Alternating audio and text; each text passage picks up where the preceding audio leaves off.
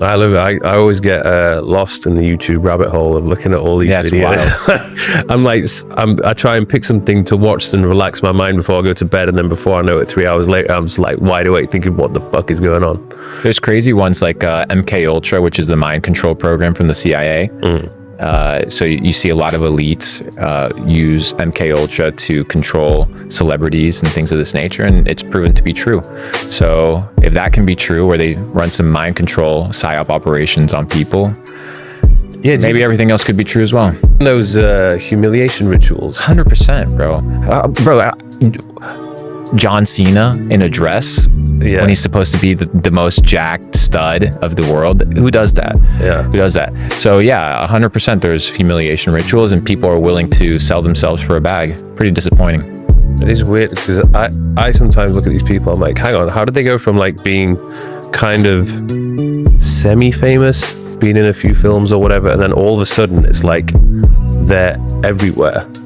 Like they're hosting these big shows, they're in all the biggest films.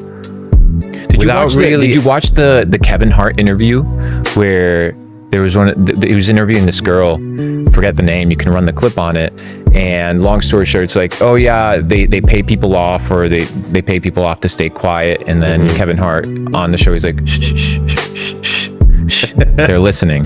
Like, okay, who's listening? Whoever that is, they have a lot of control and they have a lot of power. And at the end of the day, whether you look at the history of Disney, whether you look at the history of Hollywood, a lot of these organizations are just psyops to control society. So yeah, that's why I don't watch a ton of movies. Take things with a grain of salt. Don't watch the news. If you look at the news outlets, most of them are controlled by a couple families, a couple billionaires, and most people are just spending all time watching somebody who's reading off of a teleprompter, right, and assuming that puppet is telling you the truth when it's just merely one narrative. It's a crazy world we live in. So where do you get your information from? If you want to know something about a particular topic, where do you go to? I mean, I think nowadays a lot of it is cross-referencing information. I think Telegram is one of these platforms where censorship isn't prevalent, just like it would be on Instagram or on YouTube or on Facebook. And now X is pretty good on censorship. I remember back in the day when Elon had just acquired X, there was something called the Twitter files, where they basically showcased how keywords were being blocked, certain individuals were blacklisted, and these were requests by government entities. It actually just took place in Brazil recently, where I think it was one of these federal judges was trying to ban people off of X, and Elon said, fuck you, and we're not banning them.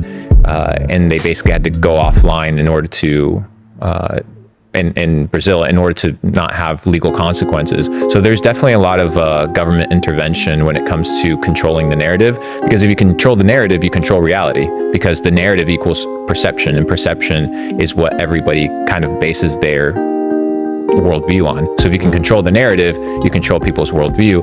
That's why I was talking recently with one of my buddies who used to work regular 9 to